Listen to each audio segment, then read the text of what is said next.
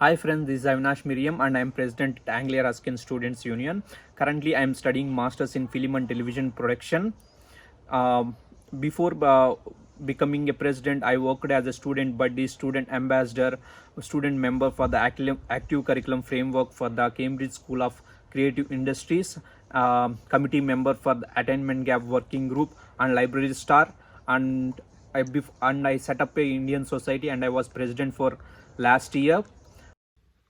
Hi everyone, my name is Fatima Lakhani and I'm the Vice President of Arts, Humanities and Social Sciences at the Students Union. I studied BA English Literature during my time here as a student and I graduated this year. I have actively engaged myself at the university. I worked as a student ambassador, volunteered as a welcome buddy, community Arabic teacher, BAME advocate, and committee of the K-pop society, and also interned at the library.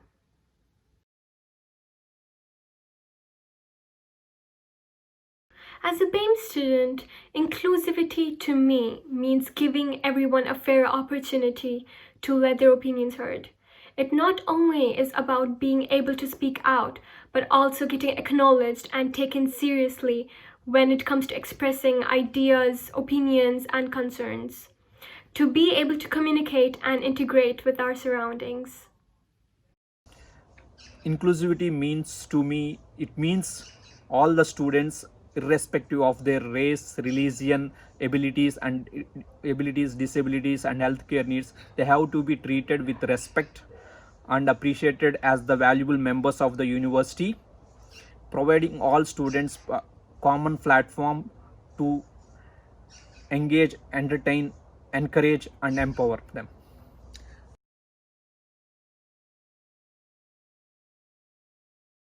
An inclusive learning environment would have elements of honest and open communications.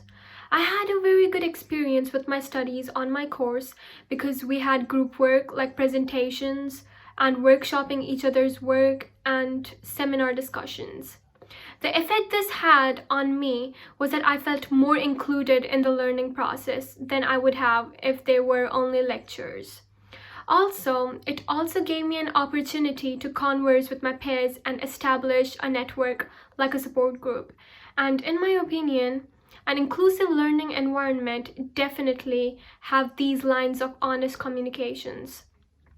Another aspect of inclusive learning is listening to students, irrespective of whether one agrees or disagrees with the opinions being communicated. Just listening until the student is done speaking. I personally found this very helpful when my lecturers did that because it gave me motivation to pitch other points of my stance on the topic and engage more with the topic. As a student, in my first semester, I would initially think of the points or questions in my head numerous times before actually asking it out aloud. So, nodding along and listening silently can be very encouraging for the student. Yeah, inclusive environment be like for a student like me, creating very different platforms to not to affect the potential of the student. For example, if we consider, for me, language barrier and disabilities does not affect a student potential uh, for when we are evaluating their or appraising them. So I feel everyone have their own strength or more area of interest for them to help them to grow to the top standards or high levels of their career in the future.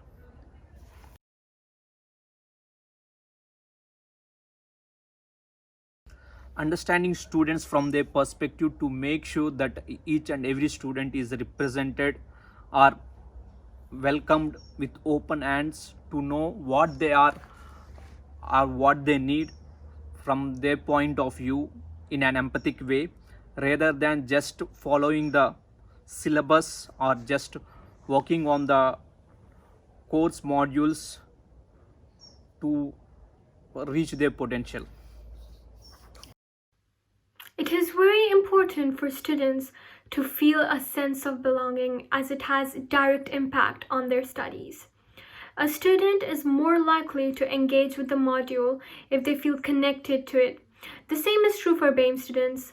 Having studied English literature, for example, studying authors' works who were from the BAME background was very helpful to me, as it helped me establish a connection with the author I was studying because of a similar background. So what lecturers could do is go through the reading list and say, is there any work by a BAME academic who talks about this topic, and include it in the reading list.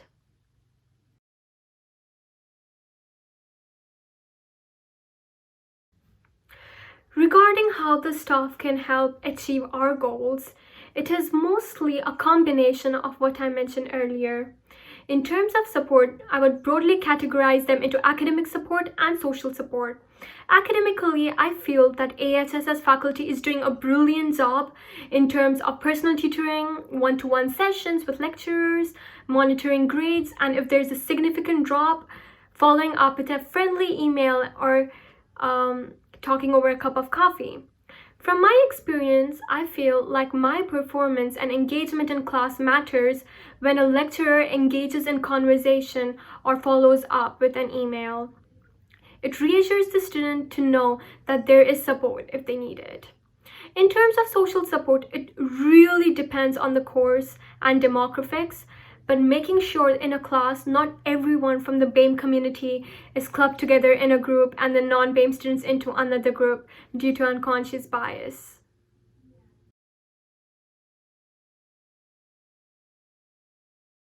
In ARU, I meet many staff from services to lecturers who provide an impeccable support students. For example, one of my lecturers has provided a support of visa process for a student who has extended her course, and when it comes to various things, especially to me, so many staff has provided various tools and equipment to encourage myself to set up a society, from there to become a president.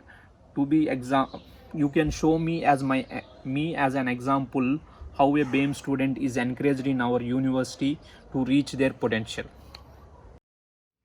Two of my favorite practices that I experienced during my course were group work and a diverse reading list. We had group presentations in my first 2 years. It may not seem that important and quite ordinary, but actually it really helped me integrate with my peers. In this context, as a BAME student, I didn't feel left out and I was motivated to work much harder, being able to discuss studies with my course mates. Additionally, diversifying the reading list to be more inclusive of other authors who may not be as famous but have produced brilliant research may spark interest in students irrespective of their BAME status.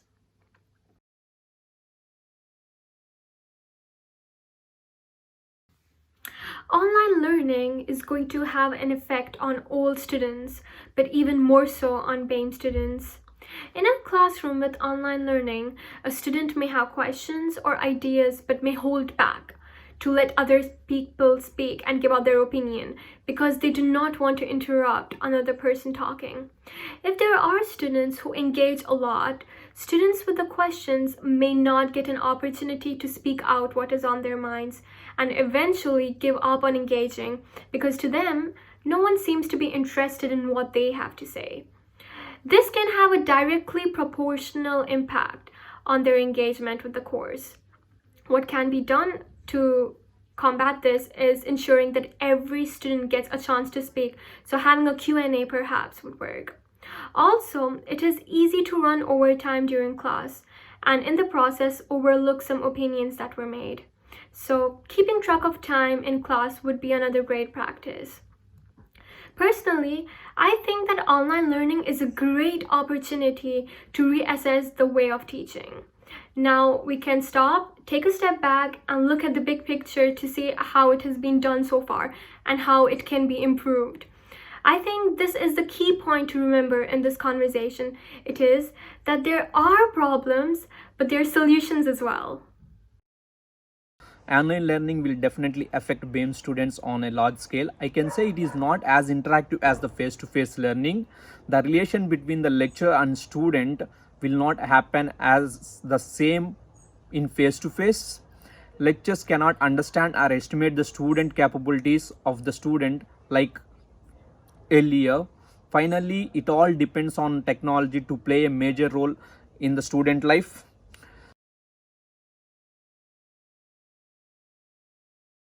Overall experience, I can say, yeah, don't compare me with others, because I was more capable than in something rather than following a curriculum or set of rules.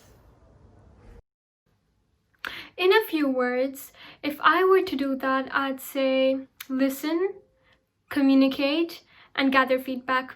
Every opportunity you talk to a student is a golden opportunity to gather feedback. And lastly, diversification of the curriculum. That's all.